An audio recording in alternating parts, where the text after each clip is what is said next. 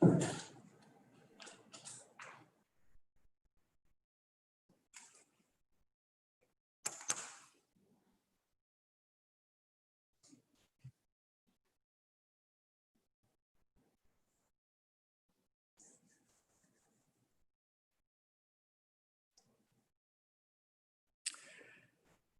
we are. Welcome to the third Rome Dialogue promoted by ISPI and the Italian Minister of Foreign Affairs.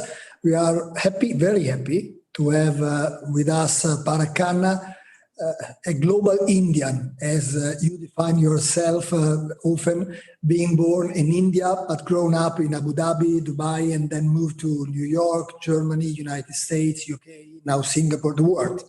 A global Indian who is one of the world's most known futurists, a leading strategy advisor, and good for you, a best-selling author on Asia and the future of world order. Parag, starting from Asia, we will then dig into deep into the MENA region, looking at it from east, with a slightly different perspective to the one we are used to very often in Europe. Let me start on the pandemic. How come the COVID-19 pandemic took most of us by surprise, despite futurists like you predicting such events so often? Well, first of all, it's very, very nice to be with you. Thank you for hosting me. As you know, I have a lot of respect for the intellectual class and also for the Italian civil service and diplomatic ranks, who I've spent, a fair bit of time with over the years and learned a great deal from. So I'm really looking forward to this conversation. You came at ISPI a few years ago. Yes. You were still slightly less known than now, but you came for a presentation, and we are great. And I wish that we were together in person, of course, with all of us. So let me give you, the view from Asia. Let's remember that if just one thing about this particular coronavirus were different, namely the transmission time, right, the incubation period. If it were 24 hours instead of 2 weeks, this would have been over, right? We would have been able to know and identify every person who was infected, quarantine, isolate, and to contain the virus. So because this particular strain that has spread has had this 2-week incubation period, we have the exponential effect that it has had. And of course, because it began in China, in a crowded city, a city from which people emanated in all directions, all across to the Middle East, to Europe, to the United States, and so forth, during that 2-week, 3-week period. And only then did public health authorities begin to try to understand and unravel and untangle and reverse engineer. It took a long time. And for many, many countries, of course, including Italy and the United States, it was already too late. So in that sense, there is that's the narrow explanation of what went wrong. And then the deeper explanation in terms of the lack of preparedness, the inability of political forces to align, to take the virus seriously and to act vigorously against it, that story we also know is a failure. Because of course there were many warnings. We've seen that countries that do not trust their experts, whether it's environmental experts or epidemiological experts and so forth, are going to wind up paying the price. And I'll just say that, one of the important lessons that has come out of this, from the Asian point of view, is that Asia's democracies are getting the positive attention that they deserve. Japan, South Korea, Taiwan, also, of course, the Anglophone countries in the region like New Zealand, because they experienced the SARS epidemic in 2003. So they had no qualms about taking this seriously, right? They knew that this was going to be have a massive impact. But secondly, very professional governments that the people have a lot of trust in and faith in and respect for. And so now, instead of looking at Asia and seeing only China, people are starting to see that some of the world's top-ranked democracies are Asian countries, because they blend not only democratic transparency, but also a strong civil service. And I think that has got to be the most important global lesson from this pandemic from a governance standpoint. And of course, the country where you're staying, Singapore, is at the forefront of what you're saying in terms of efficient and qualified government. It's also a small country, so it's much easier to put in place what we are struggling all over the world to put in place. Parag, you wrote 3 books on the future of world order, and the most recent one is The Future is Asia. After the pandemic, will the future still be Asian? You answered in a sense with your previous reply, but can you elaborate on this? There's no question that when you look at the 3 main regional centers of gravity in the world, North America, Europe, and Asia, Asia, of course, is recovering the fastest from the pandemic, even though it emerged from Asia. You have the growth rates, the demographic advantage, the strong governments, the willingness now to use technology, whether it is the contact tracing apps that were used to identify infected individuals, or now the immunity passports and procedures between countries to allow for the opening between economies to proceed faster. Asia is leading in all of these areas. The only economies that will grow at all in the year 2020 are, of course, Asian economies. And Asia is much more self-sufficient than people realize in terms of energy, manpower, industry, technology, capital, and so forth. Of course, we know most of the world's medical equipment, generic pharmaceuticals, all of these things are made in Asia. So long as Asia stays stable and it reopens incrementally, that means that Asia will continue to recover collectively as well. Now, it's not an easy path from here to there, let's be clear. India is going into a depression. They have certainly not fixed, the virus situation domestically. A number of economies have certainly been hit hard, but they know the path out.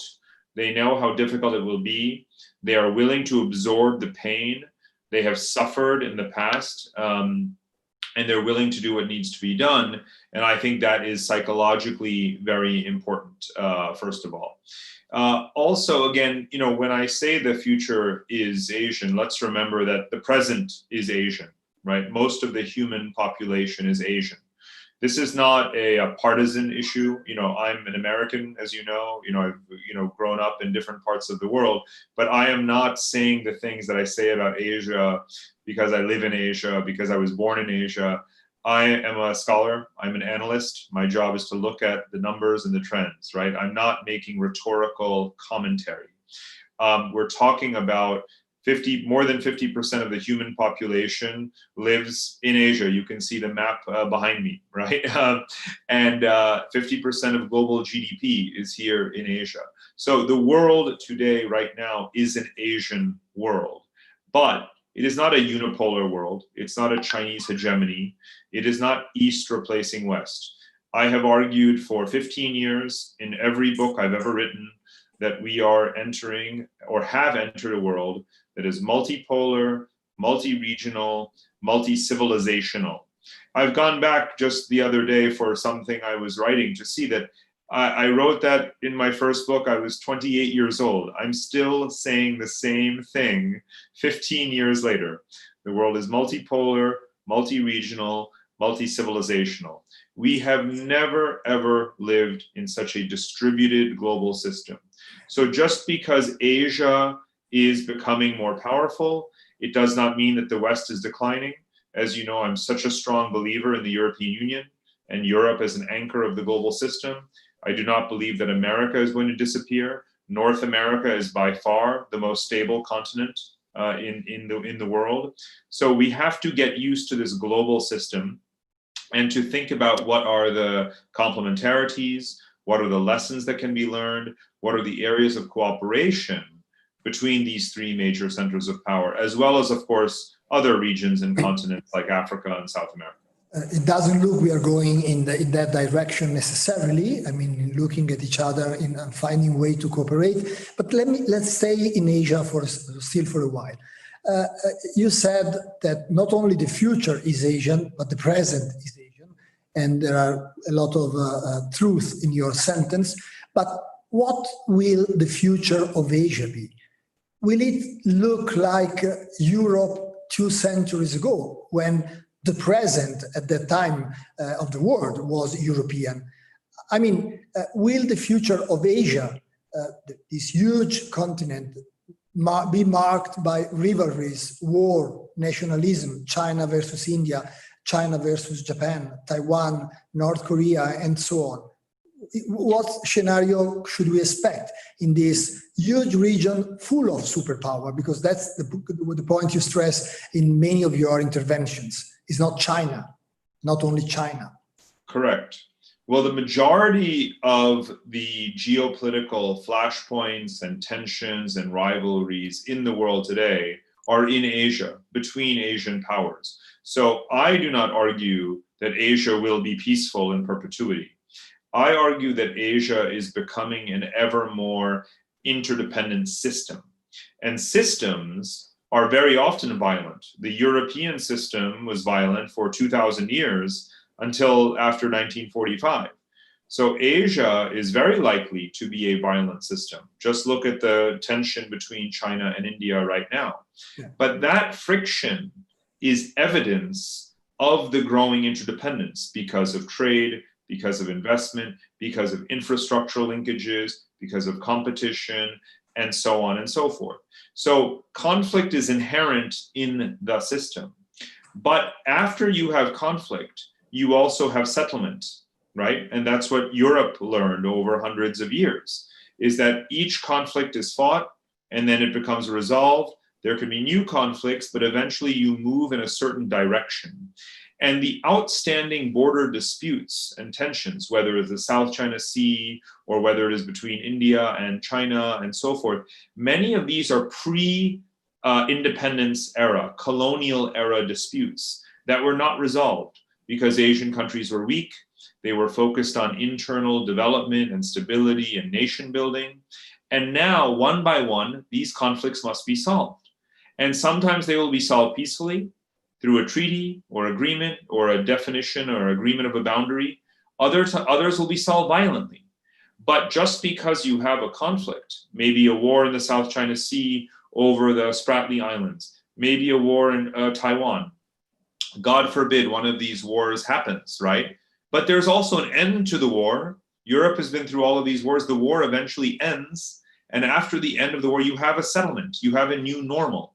And it becomes a normal that is not one that dates to colonial powers with no local involvement, but it becomes a new intra-Asian settlement, which is recognized by the modern contemporary governments. And that becomes the new baseline, and it's done. And we all hope that these conflicts are resolved peacefully. In the last 30 years, Asians have had these tensions, but there has not been a single major war in Asia, as you know. Now, that doesn't mean there will not be one, but when there is one, it does not invalidate any argument about Asia being a system. And the one critical difference is that I resist very strongly the analogies from Asia today to Europe of the past. If you want to understand Asia today or Asia tomorrow, you should look at Asia's past. We don't need Western analogies to explain 4,000 years of Asian history.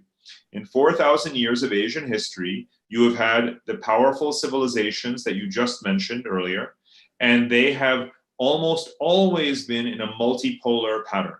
No one Asian power has dominated the others, except for the Mongol Empire 700 years ago, right? So that was something of an anomaly, you might say. And it did not last very long. And of course, it was the Black Death that splintered the Mongol Empire. So let's remember. But very seldom at the same time in the 2000 years before, there were so many being powerful at the same time. So that's the key issue. In that No, sense, I fully take your point. We should not look at Asia with the European eyes, but we have European eyes. We are here. But at the same time, when tension had been strong in Europe was at the time in which, at the same time, France, Great Britain, Germany, or Spain were on the rise, which was very seldom the case in Asia.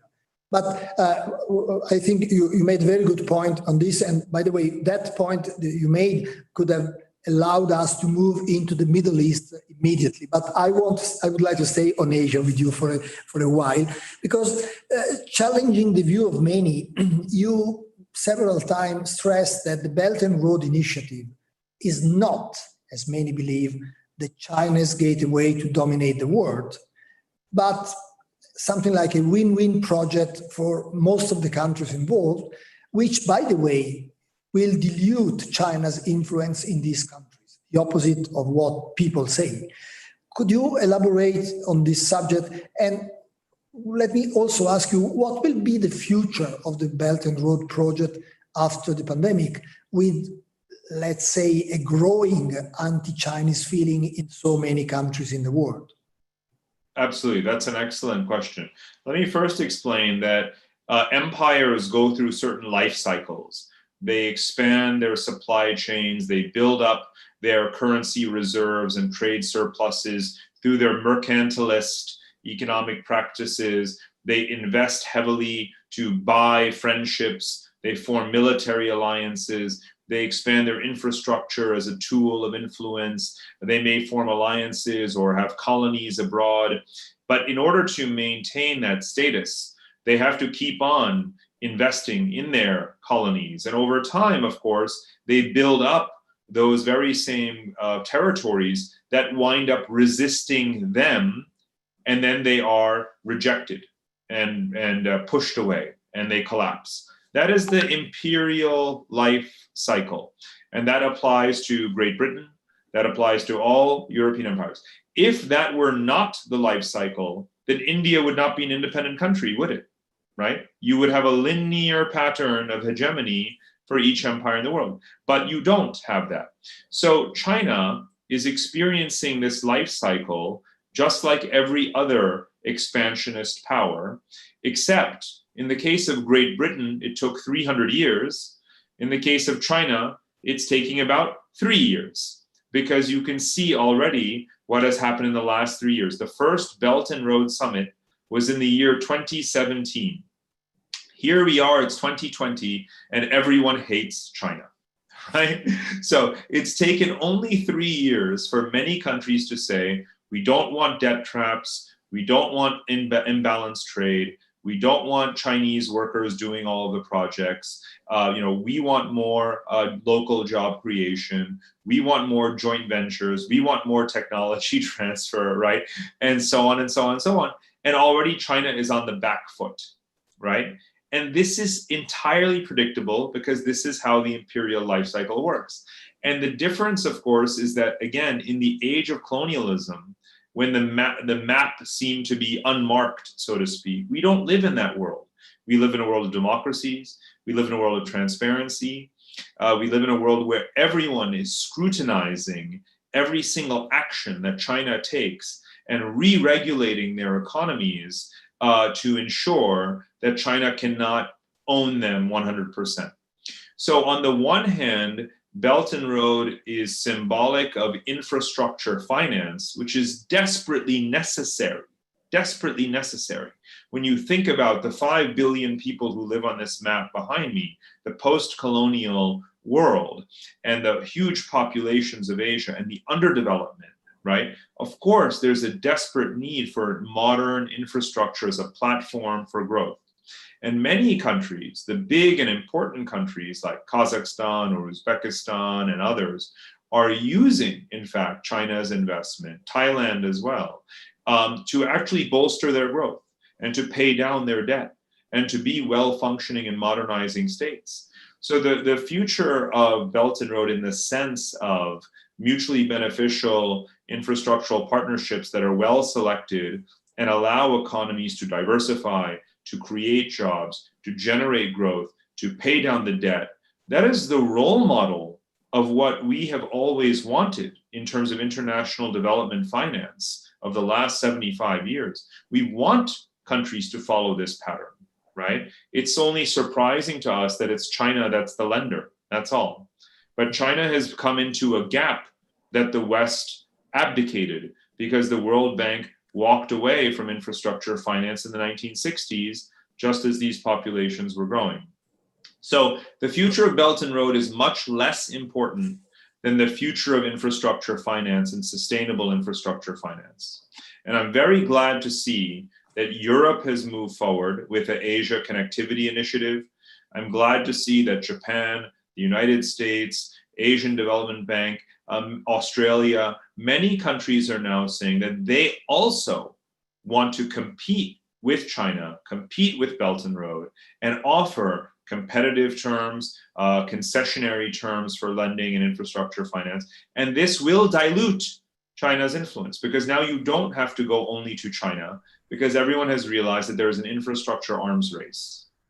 But you answered to the first question, one comment on the second. Will China be able and willing for sure, able, given the financial and economic situation, to move on as fast as they had in mind with the project?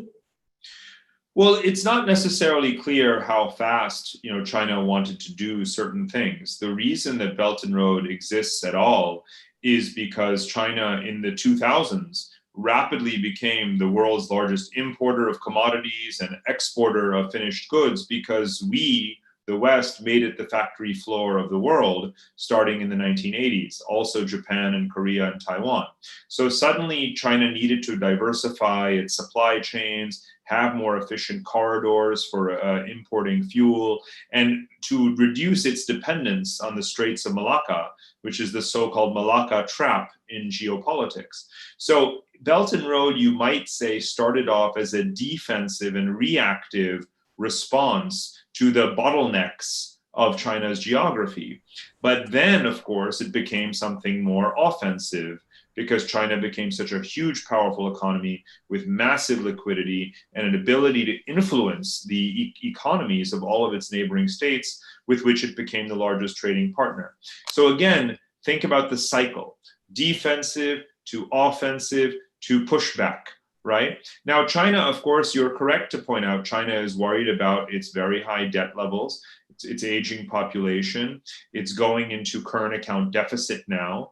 Its trade surplus has shrunk considerably as a result also of some of its own measures to reduce tariffs and increase imports in order to, again, make friends and buy influence. And these countries now have more and more confidence to stand up to China. But China would like to multilateralize the costs and the execution. It simply wants to have the regulatory and security and supply chain certainty that it needs given its global supply chain footprint. As you know, in my work, I tend to emphasize supply chains and connectivity because these are not a realm distinct from geopolitics. The Roman Empire expanded through roads and infrastructure. Nothing has changed in the last 2,000 years in this regard. I always make reference to the Roman Empire when I talk about the Belt and Road. But since you mentioned supply chain, let me ask you something on globalization after coronavirus. Because you recently said that the world economy will be increasingly regionalized, which is largely so already. What will more regionalization mean? And is it economically feasible after decades of globalization-prone development? It's an excellent question. First of all, you're exactly right that the regionalism was already happening and the coronavirus is going to accelerate that existing trend of regionalization. I point out that the U.S.-China trade war instigated a process whereby the U.S. is trading more bilaterally with Canada, $300 billion, with Mexico, $300 billion, and with China, only $270 billion. So North American regionalism. The same is true for Europe. Well, Europe is way ahead, right? Europe is 70% intra-European trade, and Asia is 60% regional trade. Now, that was before coronavirus. Now, if you think about it, even if you want to operate global supply chains right now, you can't, other than digital. You can't even travel regularly transcontinentally, and we don't know when that will happen. So by necessity, we will start to think about the leveraging the complementarities with our neighbors more. We'll have more sensible, pragmatic, intra-regional integration. Now, Asia was the only region pushing forward, very, very steadily with trade liberalization, and they continue to do that. Trans-Pacific Partnership, Regional Comprehensive Economic Partnership, and all of these other agreements. There's a long way to go for Asians to make the most of the resources that they have. As I said before, Asia has people, Asia has technology, Asia has industry, Asia has energy, Asia has capital. It has all of the ingredients for deeper integration, and now it will pursue them. And I think that that is in many ways a good thing, because of course it can create more jobs, it can reduce the greenhouse gas emissions from global supply chains, it can lead to greater investments in efficiency of agriculture. There can be many benefits actually to this regional world. We should not close off globalization. And globalization is probably my middle name, so I'm not rejecting globalization. But there are some aspects of globalization that we should be happy to get rid of. We should not have to put oil onto tankers and sail them around the world. That's not good for our planet. We should be investing more in local energy, right? The same thing goes for food and for various other things. But we should be allowing global migration where it's useful. Global financial flows are obviously very essential. The most significant right now dimension or aspect of globalization is, of course, international finance and capital markets.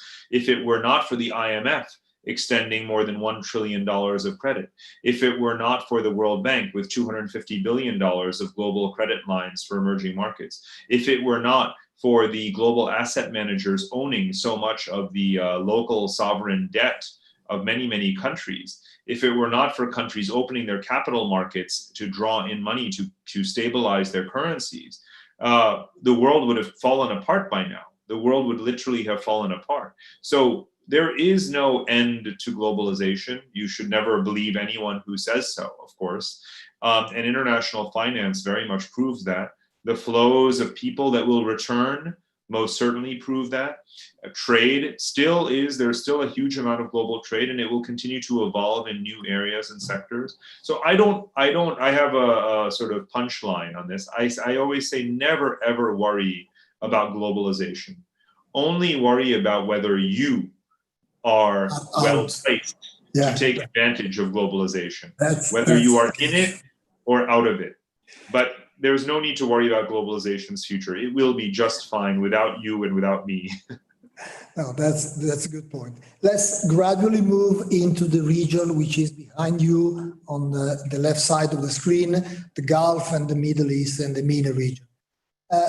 You several times mentioned and that you believe that the future of the MENA region is a prosperous Arab civilization with stable commercial center from Riyadh, Doha, Dubai to Beirut, Aqaba, and Baghdad. Looking at the current situation, it looks like a distant future for us. How to reach this new Arab order? And what about, you mentioned these cities, but what about the prosperous Arab civilization hub with Beirut, Damascus, Amman, and Cairo, for example? For the last several years, some of the maps that I've produced, such as this one, and then ones that are specific to the sort of West Asian region, North Africa region, Levant region, have focused on showing what functional geography, connectivity between Arab cities could do as to promote a collective renaissance of their economies, of their societies, to try to overcome the very artificial post-colonial boundaries between them. Obviously, that's not a path that these countries have pursued, but some kind of a resurrection of an Arab version of the Ottoman Empire. So Ottoman geography, Arab sovereignty would be what the countries of the region should pursue. But right now, obviously, only the Gulf countries have the wealth to stabilize themselves, to keep themselves stable. And as you know, their money props up Iraq, it props up Lebanon, it props up Jordan, Egypt most significantly in terms of large countries. So there is a very large burden, obviously, resting on the shoulders of the Gulf countries, precisely at a time when oil prices are falling and will continue to fall and will stay low. So I think there is this moment of sobriety, a wake-up call that the region is not facing for the first time. Obviously, this is the region that was invaded by the U.S. 20 years ago. This is the region that has suffered the Arab Spring and the huge waves of anti-government movements that are also happening today. And now you have low oil prices and you have climate change. So at some point, of course, the governments in the region have to wake up and undertake a collective strategy and maximize their human capital and their natural resources. Point is that we don't know when this time will come. But it's interesting, looking at the Gulf behind you, it's clear that from the economic point of view, the interest and the attraction is from Asia. But politically and in terms of security, their strong interest, it looks the other side, to the MENA region and to the other countries. But let's move to another question. One of the other comments you make frequently is that this century will not be dominated by nation state, but by cities. And you mentioned in particular dynamic and entrepreneurial cities such as Dubai, in the United Arab Emirates. What is, in your opinion, the advantage of a city-state, like Singapore, by the way, which is, will it be the same after the pandemic, which in some way has reinforced the power of the state? Well, the deeper point is, in fact, that there's no great nation, no great empire, no superpower that does not have great cities. You can have thriving cities in failed states, but there's no successful state without successful cities. So my point is not to view city and state as opposing forces, but rather to point out that, again, that cities are the foundation of strength, either for themselves or for the nations to which they belong.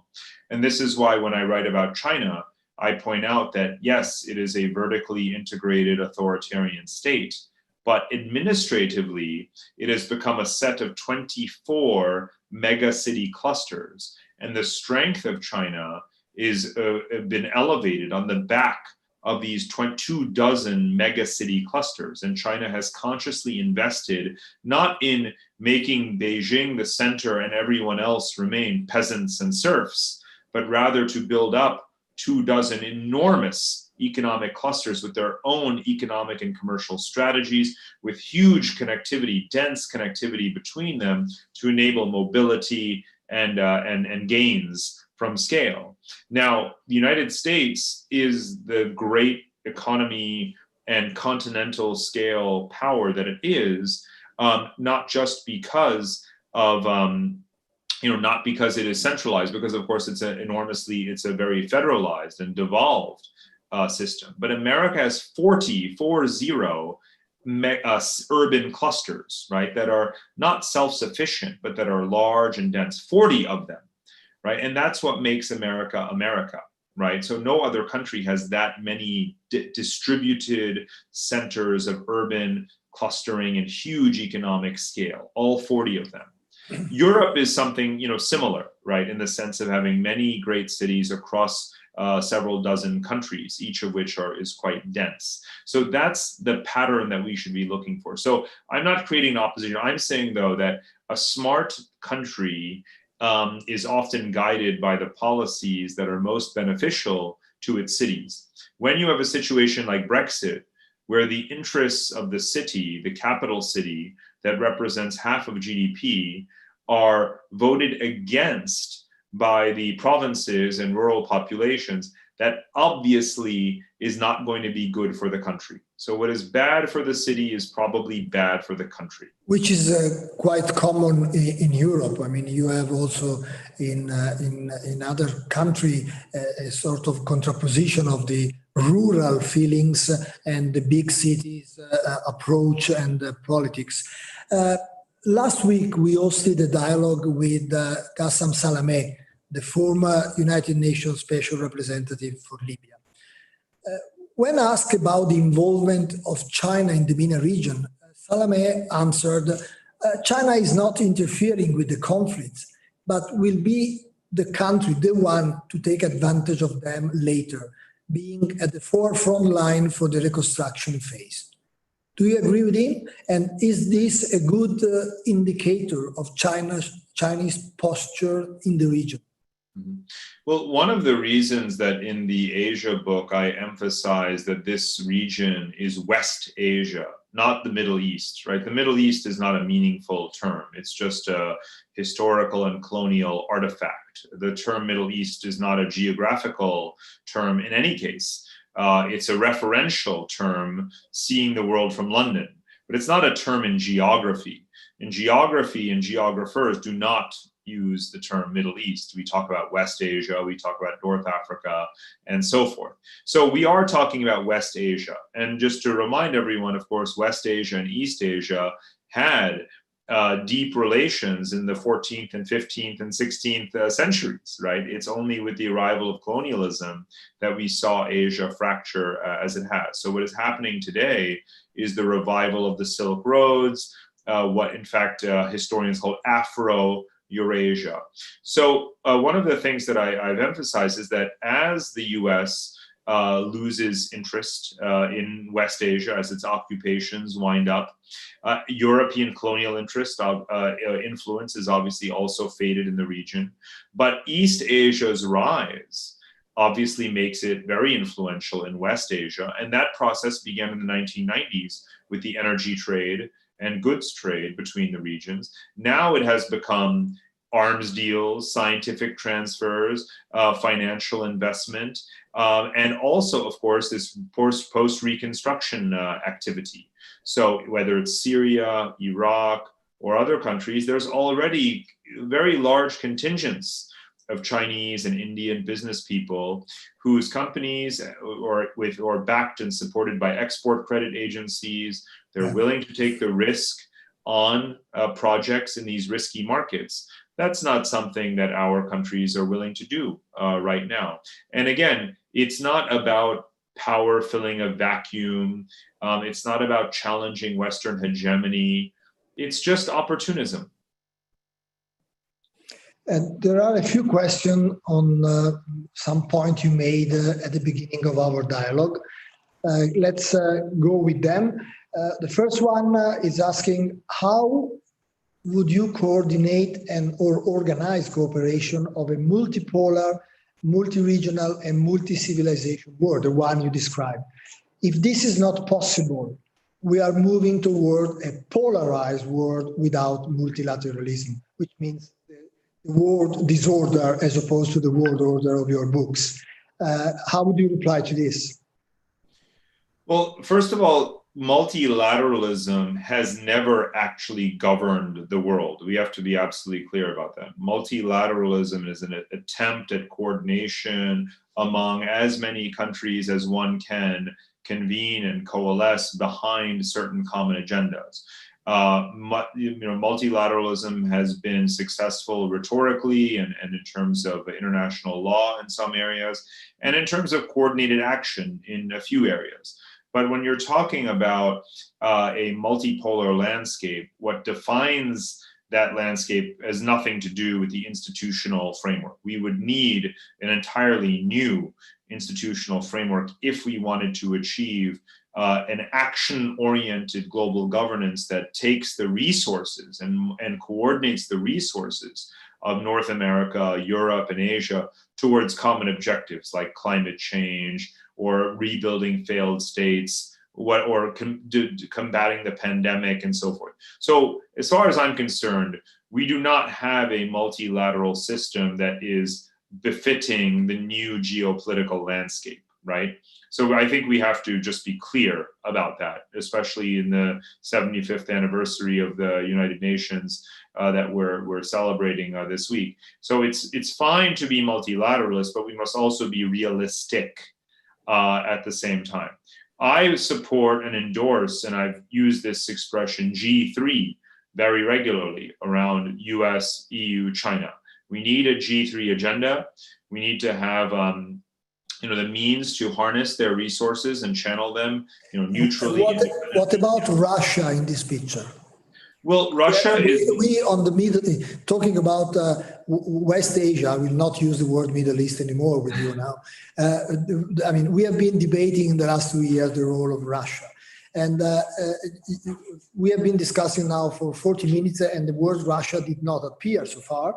And also in this G3 that you mentioned, Russia is not in the picture. Where would Russia end up with? Well, global governance is about the supply of order. Russia is a supplier of oil and gas. It's not a supplier of order. It often plays a significant role in disorder, as we know, in certain geographies, but that does not make it a pillar of global governance. When we're defining global governance and talking about global governance, we often are talking about legitimacy, institutions, cooperation, collective agendas. We don't identify Russia with any of those things, which is why we haven't yet talked about Russia. But that doesn't mean that Russia is not important. In geopolitics, Russia is extraordinarily important. Russia always plays an outsized role in my books because I take a geographical perspective on everything. And therefore, how can you write about anything geographical without writing about Russia? So for me, Russia is absolutely pivotal in its own domain. But in many of the places where we, in a day-to-day way, view it as interfering and being a nuisance, that's exactly what it is. But it's not going to be a provider of order anywhere, really, other than its own, sort of immediate direction. Should we have a Russian here from a Russian think tank? They would probably say that they brought order in Syria, that it's a different vision of order, maybe. But that's what they would reply to you. It's quite a different vision of order. But again, the reason that is not important is because whether or not you are bringing order to Syria or bringing disorder to Syria does not change the fact that Syria is not important. Syria is not representative of the planet Earth. If we're talking about global governance, again, we're talking about the provision of public goods for the global system, right? Whether or not you are on the correct side or the wrong side of a proxy war in Syria is not representative of your role in global governance. Now, of course, and I am not saying that the West is holding up its end of the bargain. I'm not saying it's providing the right, I'm not saying it has a good strategy towards failed states. I served, as you know, in Iraq and Afghanistan as an advisor to the US Special Operations Forces. I am not proud of America's achievements in those countries, to say the least. So even if a Russian were here, it wouldn't make a difference. I'm not making a personal sort of biased judgment, right? I'm making an analysis with respect to a country's activities and whether those contribute to long-term order. And I don't think that one can objectively say that the Middle East, West Asia is somehow a permanently more stable region because of the role of Russia there. So again, it's an irrelevant situation to the broader questions. I mean, in Europe, given the migration and terrorism, many people may have a different view on the fact that Syria is not that important in global order. We have also very often described the failure in Syria as something which has contributed to disorder and also in Europe. But I take your point. Someone is asking you, you said the present is Asian. Personally, this is the question, I think we are still firmly in a period of American domination. And even China has understood this, and the new Silk Road are expressively aimed at Europe. What do you think about this perspective? Well, of course, the new Silk Roads are fundamentally about the ties between Europe and Asia, and also Africa, let's not forget, and West Asian countries, because there's the maritime Silk Road and there's the terrestrial Silk Road. Both are very, very important. But as I said, the phrase that I used earlier was Afro-Eurasia. Afro-Eurasia is the term that historians use when they describe the 15th and 16th century trade networks that link together Europe, Africa, and Asia. So there's no doubt that the purpose of it is to link Europe and Asia. These are the two largest economic regions in the world.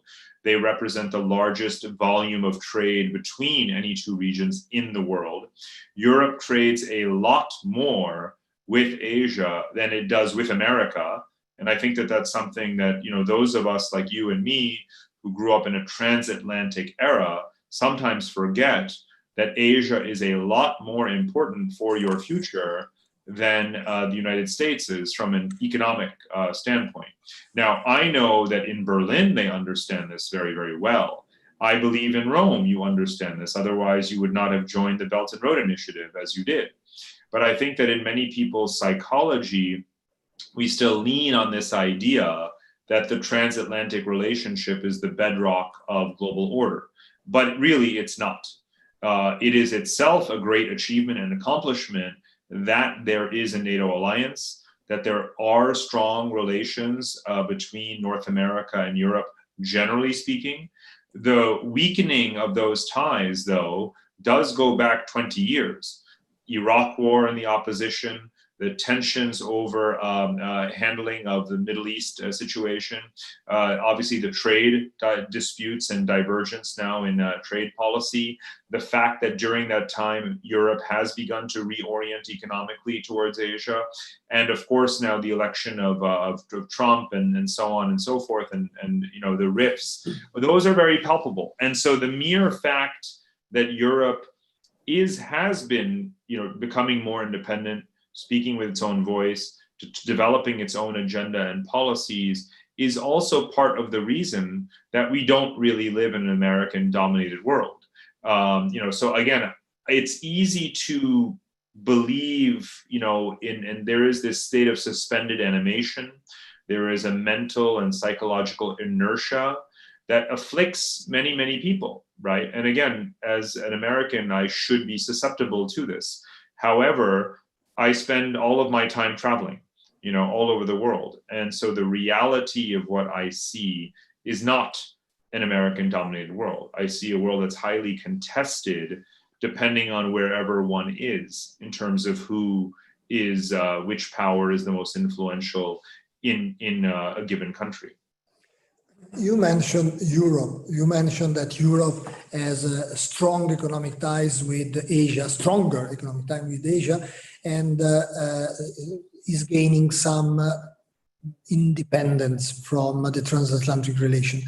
But it's clear that should the rift between China and the United States go on, and I think it will go on for some time, it's clear that for Europe that will be an uneasy situation, because politically we have and culturally we have stronger ties with the United States and North America.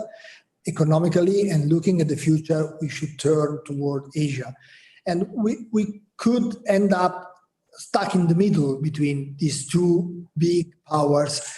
What would you, as an advisor, would you recommend to Europe? Well, remember that again, just to go back to geography, you know, the way to understand the US-China tension is not actually as an Atlantic issue where Europe is stuck in the middle. This is a Pacific issue.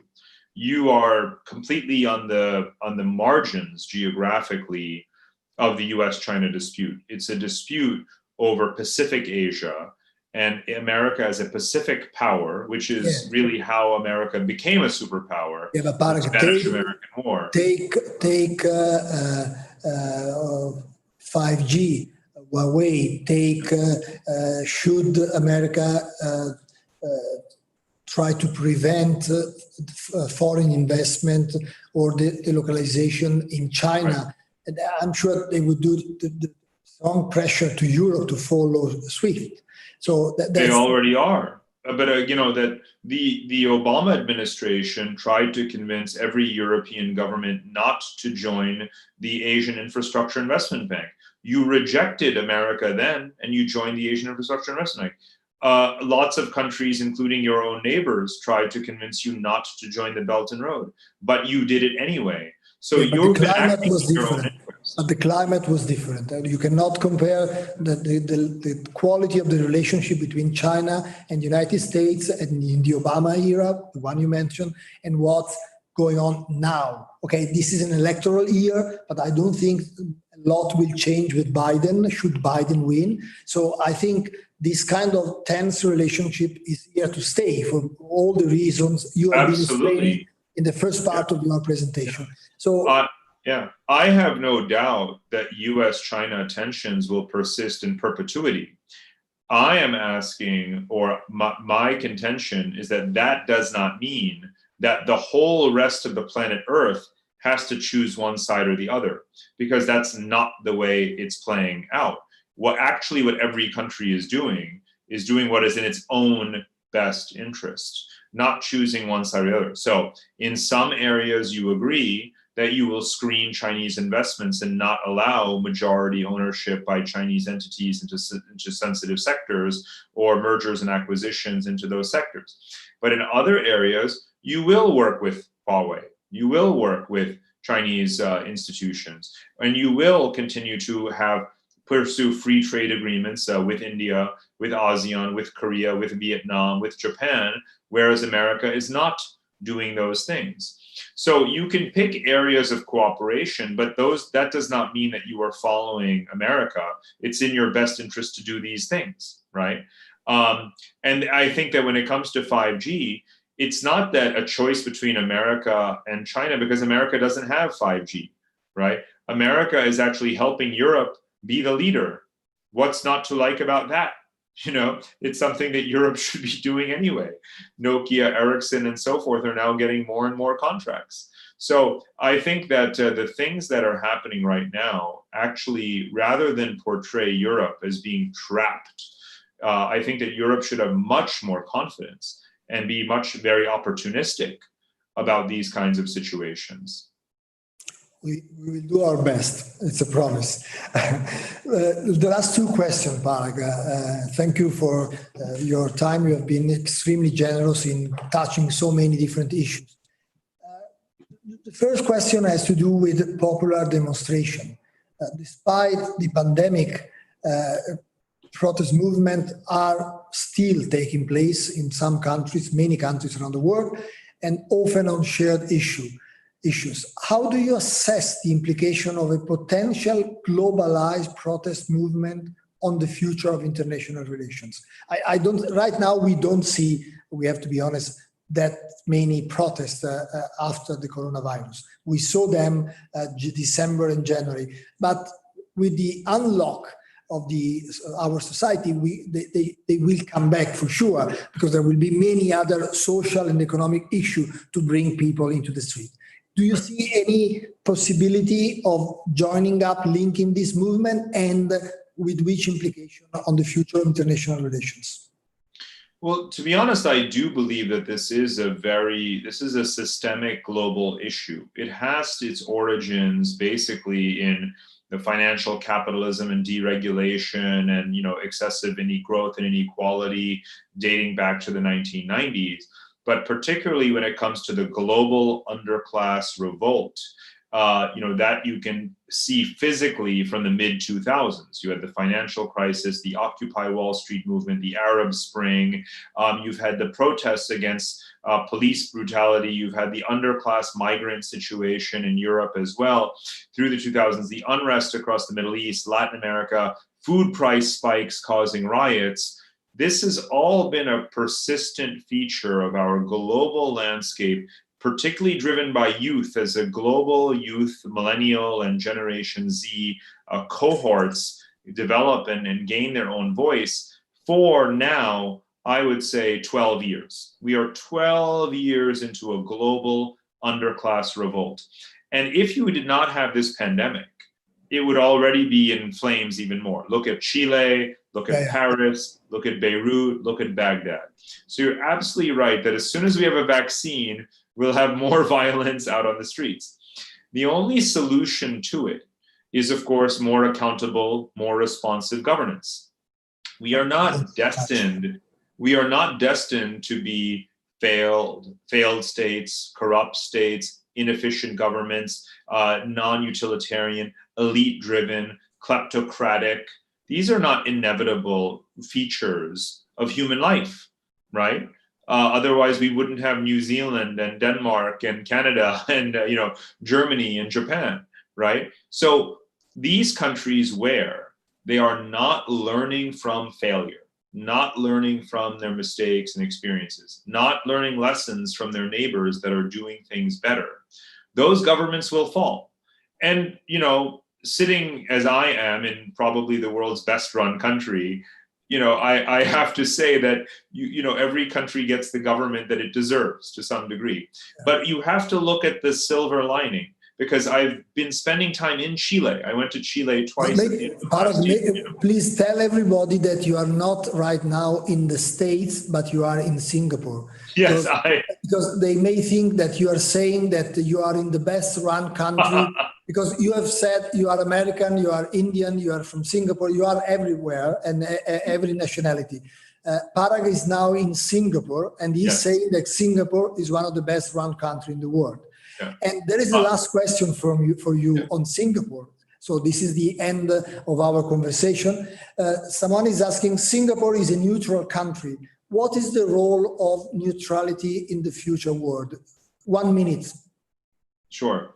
Well, the word neutrality connotes having, hands-off relations. That's not true. I don't believe that any country is actually neutral anymore.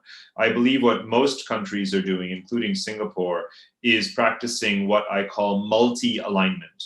It's not just a deferential relationship with the United States. Singapore's relationship with the United States is extremely active, intense, and strategic, including militarily.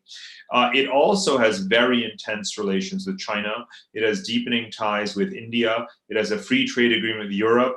It has enormously deep ties with Japan and Australia. That's multi-alignment, and smart countries. That's free riding. That's free riding. No, free riding is a bit different, because actually Singapore, given its economic gravity, is a provider of public goods, of resources, of investment, and a conduit that for capital that would otherwise have a hard time knowing how to be allocated in the region. Singapore is the #1 channel of foreign investment into all of Southeast Asia, even though it's so tiny you can't even see it. So Singapore is a public goods provider despite its tiny size. However, just to close the point, all countries today, if you're smart, are practicing this multi-alignment. Don't choose sides. Never, ever choose sides. Let us conclude on this point. Never choose sides. Always maintain the best, robust relationships in all directions. In Europe, historically, Italy has always been criticized for not choosing sides. So this for the Italian, those following this dialogue are not Italians, but for the Italian listening to this is the best conclusion of this wonderful conversation we had. Parag, thank you very much. Good luck for our work, good luck for your books, and thank you for sharing your thoughts. It has been a real pleasure. Grazie, Paolo. Very nice to see you. Thank you. Thank you. Ciao. Ciao. Bye-bye.